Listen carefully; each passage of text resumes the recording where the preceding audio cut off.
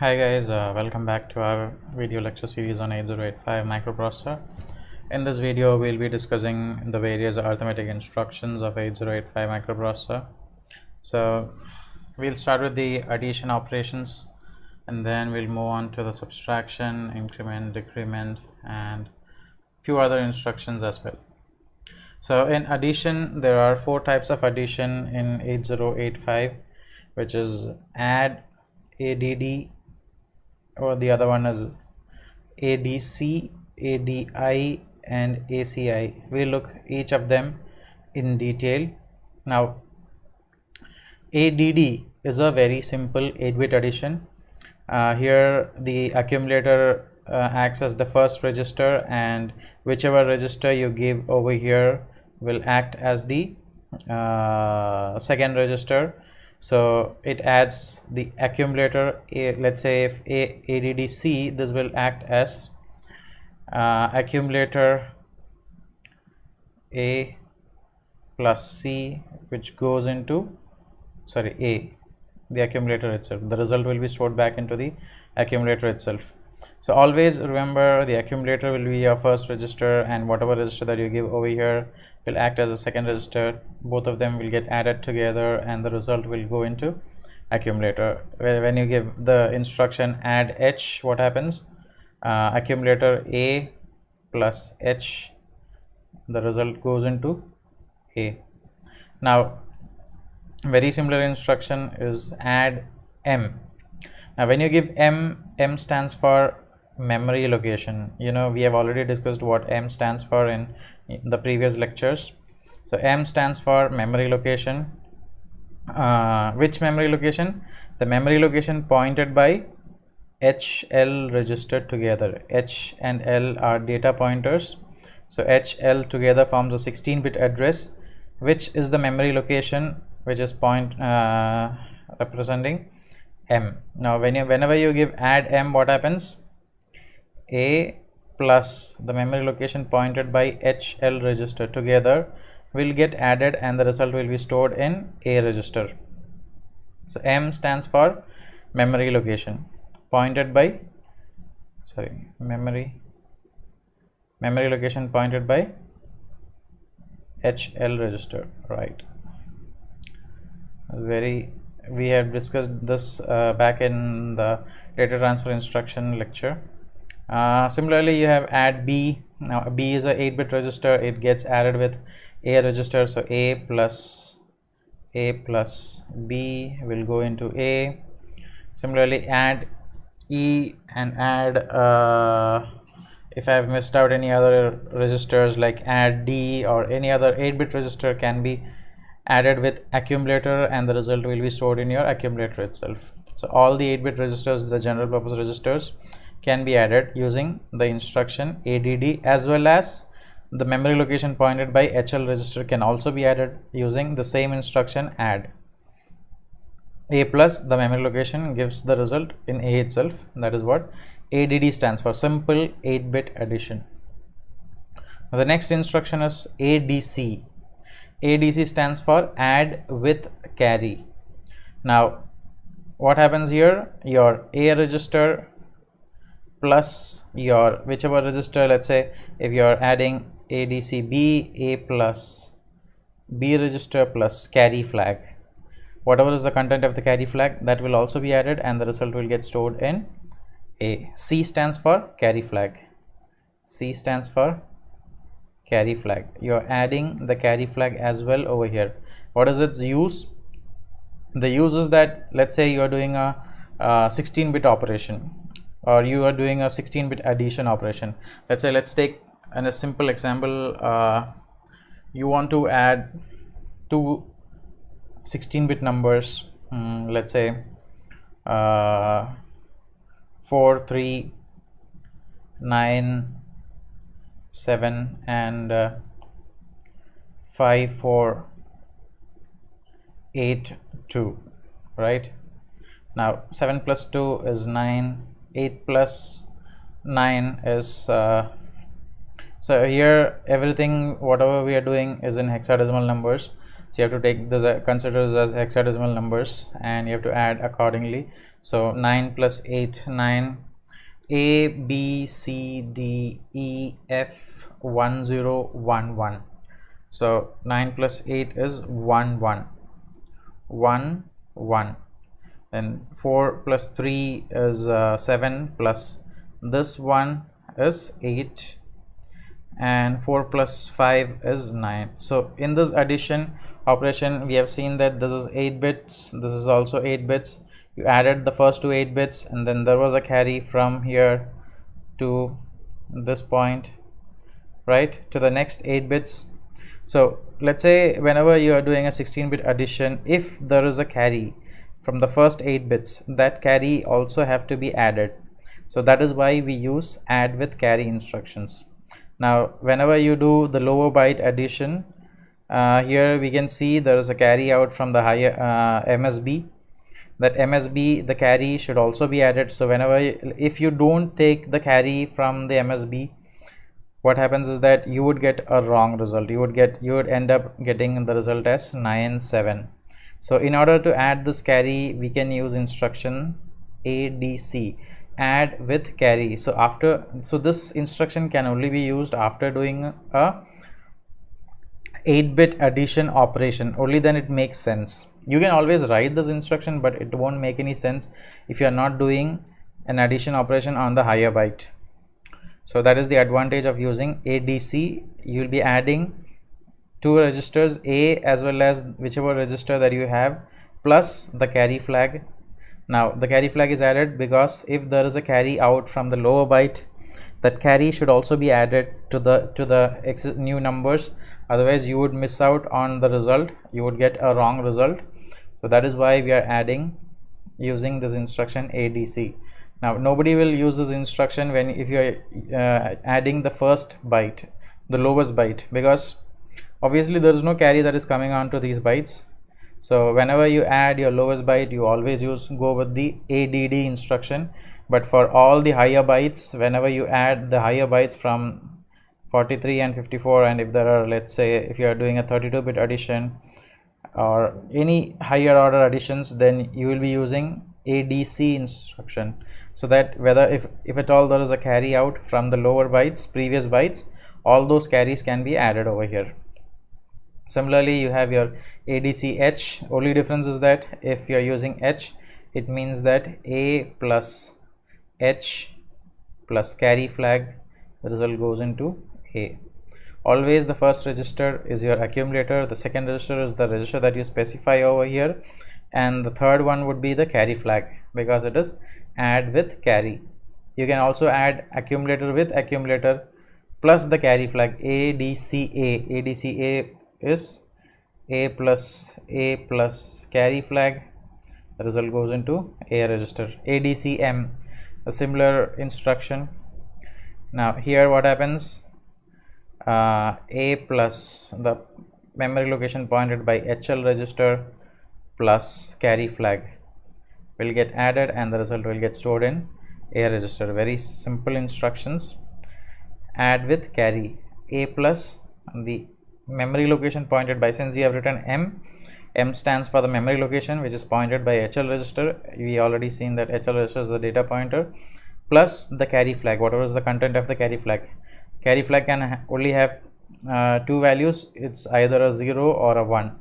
So these are the only two values that carry flag can hold. So it's the 0 or the 1 gets added over here. We already know that the maximum that you can add is a 1 over here when you are adding two numbers. So this carry flag can also be added, and you will get the result, final result. Now you have two more instruction, ADI and ACI. Now I stands for immediate data. So add an immediate data with accumulator. So what happens over here? Here A plus this value 43, that's an immediate data, will get added and it gets stored into A register. Now ACI stands for add with carry and immediate data. So what happens is that you are still adding an immediate data, but you are also adding the carry flag along with this immediate data. So what happens is that you will add a, first register is accumulator, plus the immediate data, that is 94, plus your carry flag. The final result goes into a register. So that is what happens in ACI and ADI instructions. With ACI and ADI instructions, very simple instructions. Add, ADD is simple add, ADC is add with carry, ADI is add immediate data, and the ACI is add with carry the immediate data. Then now let's go into the next one, which is the subtraction. Various instructions of subtraction. Subtraction also has very similar instructions, very similar to your addition. You have sub, which is the simple subtraction. Then you have SBB, which stands for subtract with borrow, SUI, subtract and immediate data, and SBI, subtract with borrow and immediate data. Very simple instruction, very similar to your addition instructions. There were also 4 instructions in addition. Very similarly, we have 4 instructions in subtraction as well. So here sub a, sub is what? Sub is a very simple 8-bit subtraction. Sub a means a minus a, the result goes into a register. Always in addition and subtraction, a is your first register. Whichever register you specify after the mnemonic is your second register. So here we have, since we have specified a itself, it becomes a minus a, which becomes 0. The result will get stored in a. Similarly, you have sub m here. So what happens? We have already mentioned m stands for memory location pointed by HL register.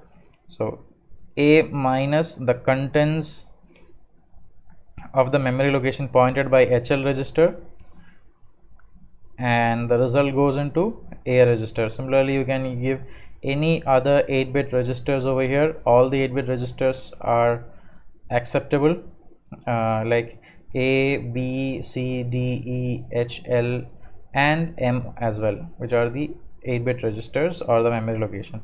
Now sub C stands for A minus C, the result goes into A. Similarly, you have sub D, A minus D, the result goes into A. A minus L, the result goes into A sub L. A minus L, there is sub E also, A minus E, the result goes into A. Very simple instruction, 8-bit subtraction. This is a simple subtraction, there is no borrow over here. Now next we go into the next subtraction where there is a borrow. So SBB stands for subtract with borrow. Now in this instruction, SBB C, what happens is that this is also an 8-bit operation. A minus C, C is the register, minus the carry flag, whatever is the content of the carry flag will also be subtracted from the A register, and the result goes into A register.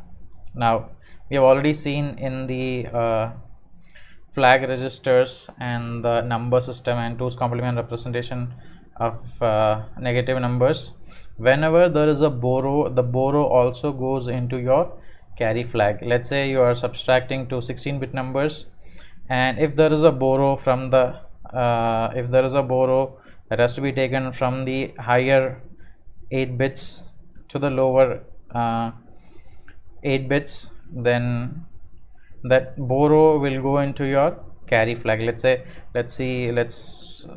do a simple example. Let's say you are subtracting 9453 minus 4372.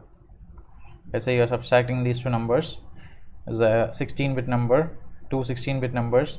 So these are 8-bit numbers. You have to do it in two 8-bit numbers. right? So since we have only 8-bit operations in 8085 microprocessor, you have to do these two additions 8-bit by, in two different cycles using two different instructions. So when you subtract 3 minus 2, it's 1. 5 minus 7, that's you'll have to get a borrow from 4, so this becomes 3, and you get a borrow which becomes 15. Now 15 is 16 plus 5, that's 21. 21 minus 7 is 14. 14 in hexadecimal number is E. I hope that's clear. 15 in hexadecimal is 21 in decimal, and if you subtract 7 from 21, you get 14. Now 14 in hexadecimal is E, so you get this as 15 minus 7 as E, or you can just simply subtract 7 from 15. That's 14, 13, 12, 11, 10, F, E. That's 7 numbers that we have subtracted. So finally you get it as E, and then 3 minus 3 is 0. 9 minus 4 is 5. So if you don't use this subtract with borrow, what happens is that you will be subtracting 94 minus 43 instead of 93 minus 43. So you will get a result 51E1, which is a wrong result if you don't use subtract with borrow when you subtract your higher byte. So whenever you do your higher byte, you will always have to use instructions like subtract with borrow, because you will have to subtract 94 minus 43 minus this 1 that you have given as a borrow from this higher byte to the lower byte. So this 1 also has to be subtracted over here. Only then you get the result as 50E1. Otherwise your result will be 51E1, which is the wrong result. So this is the application of SBB instruction.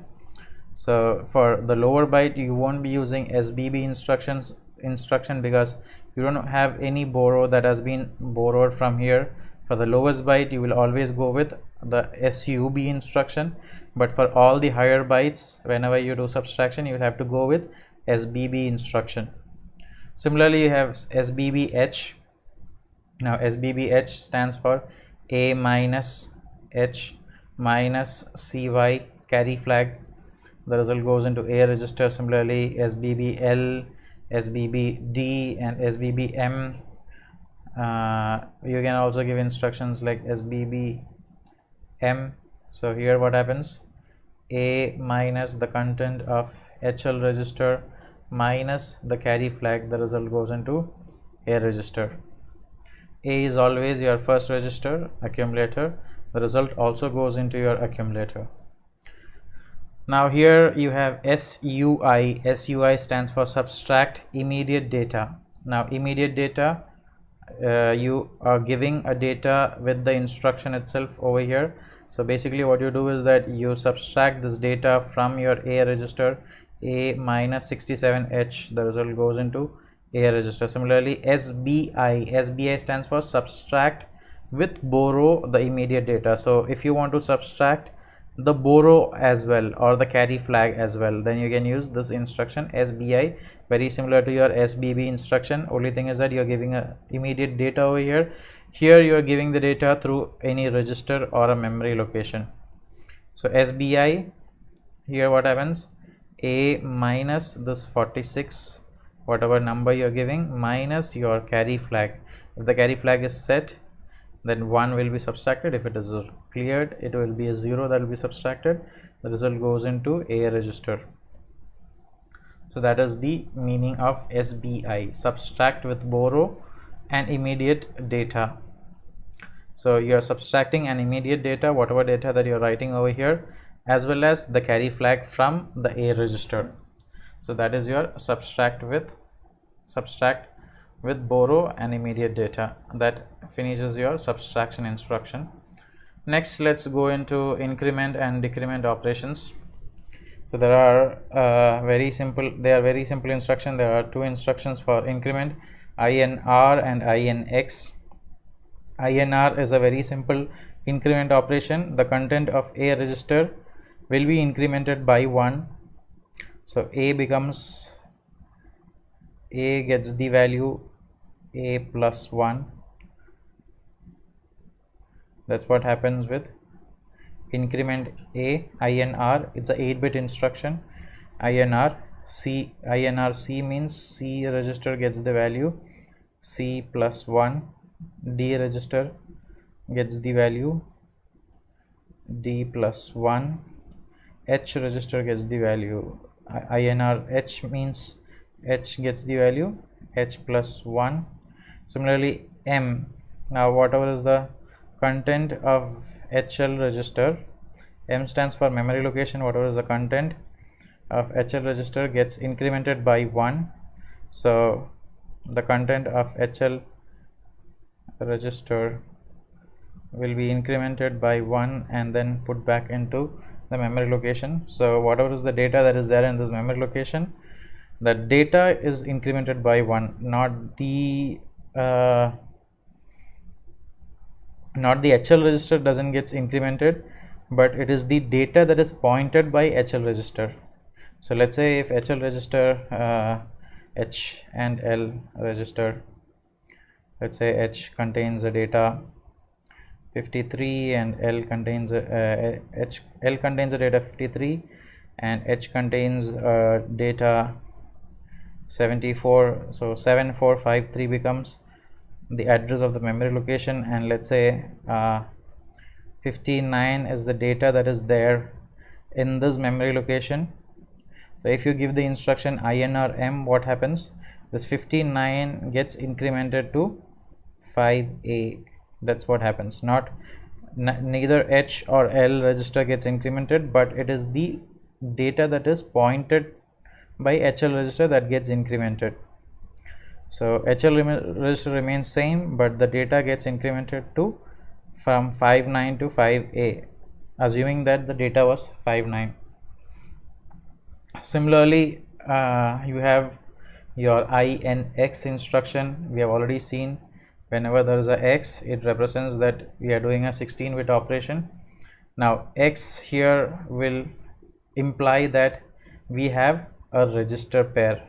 INX B stands for BC pair. So this BC pair combinedly becomes a 16-bit register, and the content of this 16-bit register combinedly will be incremented by 1. BC pair plus 1. Whatever is the data combinedly that is there in BC gets incremented by 1. Similarly, you have INX D. Now this 1 will be added to the lowest bit, not to the highest bit or any other bits. The 1 will be added to the least significant bit of the C register, but it can also make changes in B register as well. Similarly, you have instructions like INX D. D is the register pair DE. Here also the content will get incremented, the 16-bit content will get incremented by 1. Also you have INX H. H stands for HL, so the data gets incremented by 1 here as well of the 16-bit register HL. We know that we only write the first register in the pair. You don't write the entire pair for the instruction.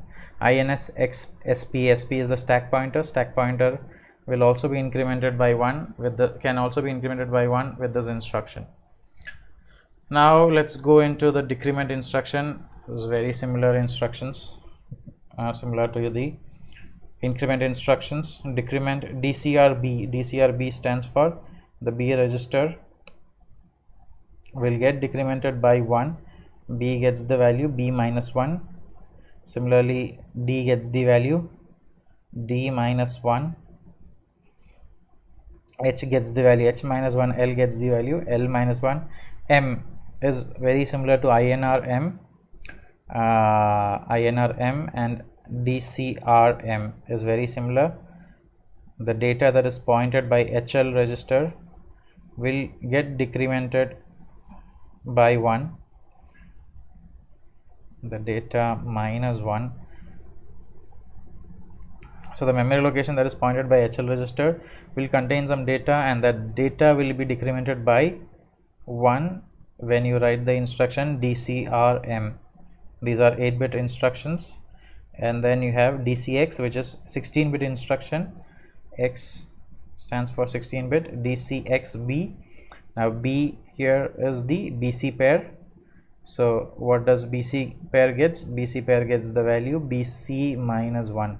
Whatever is the data that is there in BC will be decremented by 1, the 16-bit data, and it will be stored back to BC register. Similarly, you have DCXD. So DE register gets the data DE minus 1. Similarly, you have DCXH. So HL register gets the data HL minus 1, and DCXSP. The stack pointer gets the data the data in a stack pointer will be decremented by 1 with DCX. Now let's look at a few more other arithmetic instructions. So the next arithmetic instruction is DAD. DAD stands for double addition. Now double addition means here we are doing a 16-bit addition. DAD stands for double addition. We are doing a 16-bit addition. Now here your accumulator will be HL register. We know that A is a 8-bit register, HL is a 16-bit register. So if you want to do 16-bit addition operation, A cannot get 16-bit data. A is a 8-bit register. So for 16-bit double addition operation, HL is your accumulator. So when you give the instruction DADB, what happens? The first register will be your HL register plus BC register. Since it's a double addition, we are specifying the register pairs, either BC or DE, either BC or DE or HL registers. So what happens is that the double addition DADB will execute the instruction as HL plus BC. Both the result will go into HL register. Obviously your processor is a 8-bit processor. It can do only one 8-bit operation at a time. So definitely these instructions goes in multiple cycles. It can't do the entire 16-bit addition in one cycle. Definitely that is not possible. So the result goes in multiple cycles. I mean, the execution happens in multiple cycles. The lower byte and the lower byte of these two registers get added first, then the higher bytes also get added second. So you get a 16-bit addition. You can do a 16-bit addition operation using DAD instruction. The only thing is that you have to remember is that HL register will be your accumulator. So the first register will be your HL register, and your result will also be stored in the HL register. So DADB will have the operation done as HL plus BC, and the result goes into HL register. Similarly, your DADD gives HL plus DE register. So these two register gets added up and the result goes into HL register. Similarly, DADH. Now what happens? The same HL register gets added with HL register and the result goes into HL register. Also you can do DADSP, which is a 16-bit register stack pointer. HL plus the stack pointer, the result goes into HL register. The contents of HL and the stack pointer will be added up and the result goes into HL register. That is what these instructions mean. Another instruction is DAA instruction. It's a very interesting instruction. It is an application based instruction. So what it means is that decimal adjust on accumulator after addition operation. So you're making a decimal adjust on the accumulator. So on the accumulator after addition. So this instruction can only be used after an addition operation. So whenever you do addition in 8085 microprocessor, we have already discussed that you always do hexadecimal addition. So in order to get the result in decimal numbers, let's say in normal life you don't add hexadecimal numbers, don't you, right? You always want to do addition of decimal numbers. So whenever you give a decimal input to the 8085, and the 8085 will definitely consider them as hexadecimal numbers and they do the addition as hexadecimal addition. But if you want the result back in decimal, you can always use this instruction DAA, which will bring back your result in decimal numbers. Let's take a simple example. Let's add these two numbers, 56 plus 48. 6 plus 8 is 8, 9, A, B, C, D, E. So you get E, and then 5 plus 4 is 9. 9E will be your result when you add 56 plus 48. But in real life, you want to get the result as 6 plus 8 as 14 and 1 carry, which makes it 104, right? This is the result that you want, 104. So if you want such a result,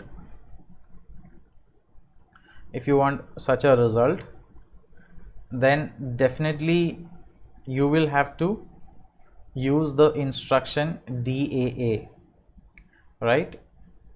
So after doing this addition, if you use the instruction, let's say you want to add these two numbers, you can give the instructions, very simple instructions, MVI A comma 56H, MVI B comma 48H, then you give the instruction add A comma B.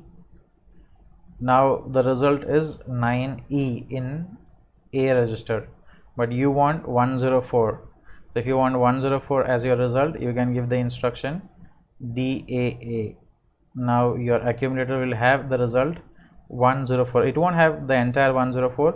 The 04 will be there in your accumulator and this 1 will be there in your carry flag, because accumulator is a 8-bit register.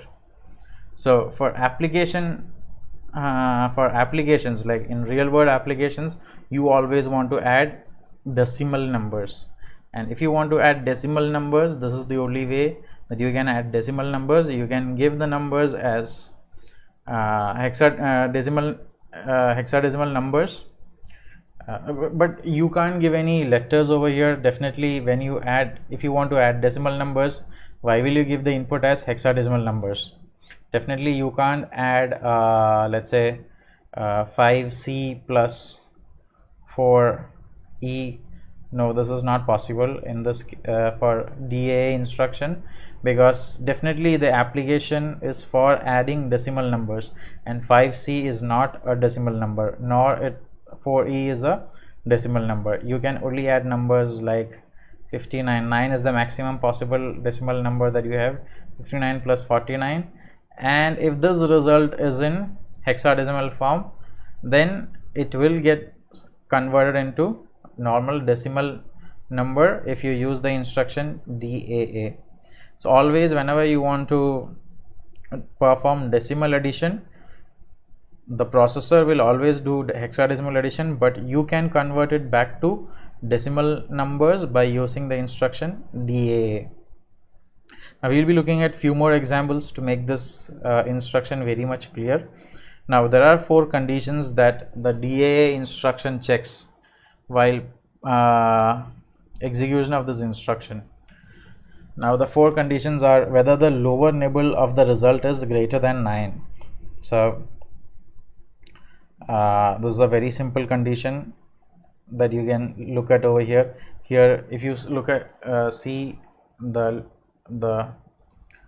lower nibble is greater than 9, right? 56 plus 48, the lower nibble is greater than 9, which is 9e.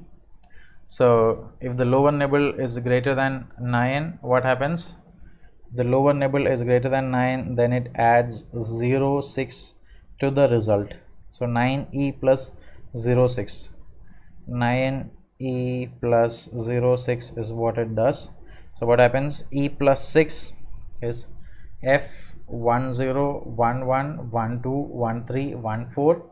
So you get 1 over here and then 1 over here. Again 9 plus 1, it becomes A. So there is one more condition. Sorry.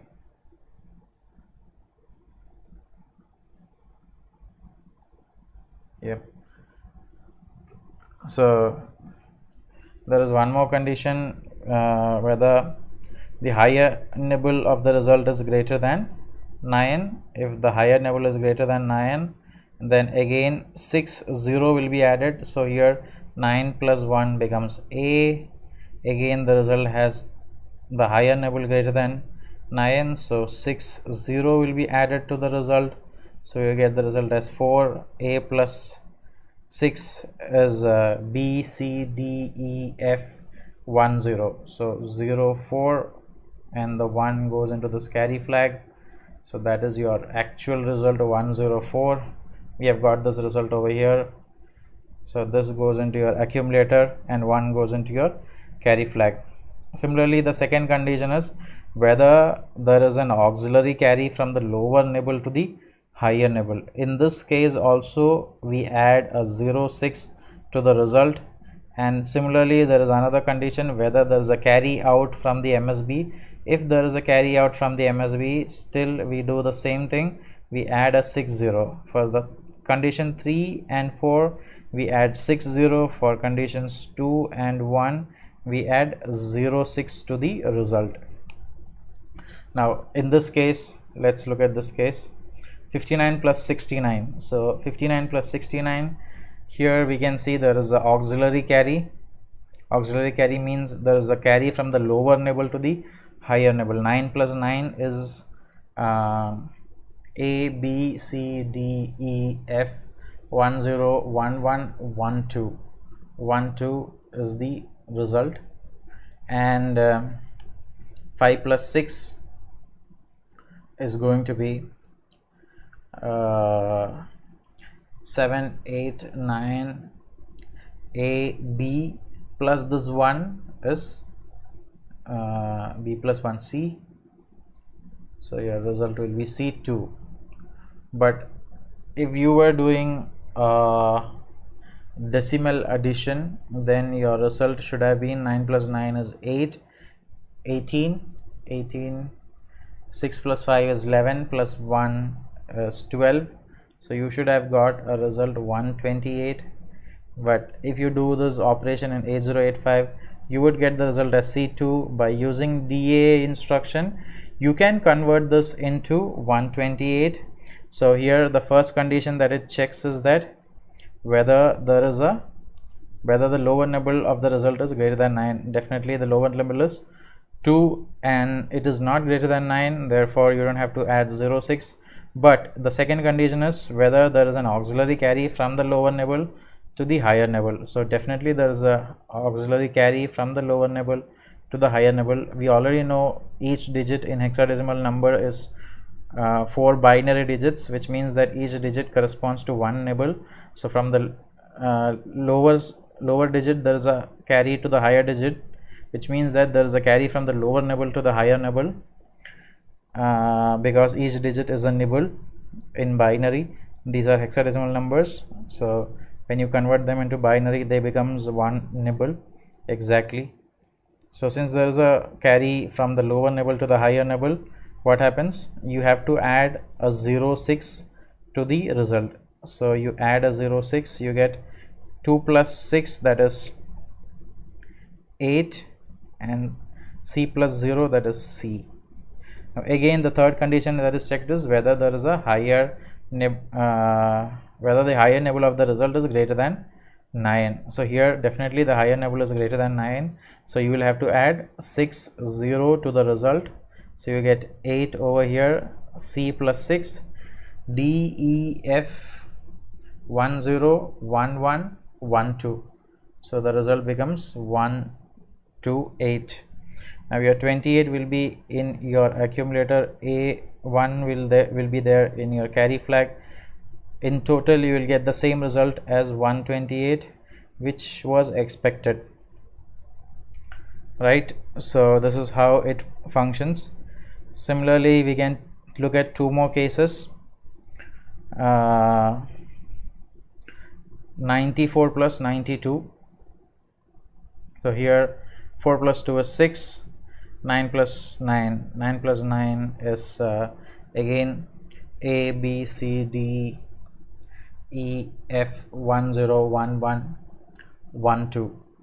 So there's 2, there is 1, so there's a carry out from the MSB, and the result looks like it's a decimal number, but your actual result should have been, if you were adding 94 plus 92, then 2 plus 4 in decimal is 6, 9 plus 9 is 18, you should have got a result 186, but instead in the hexadecimal you will get a result 126.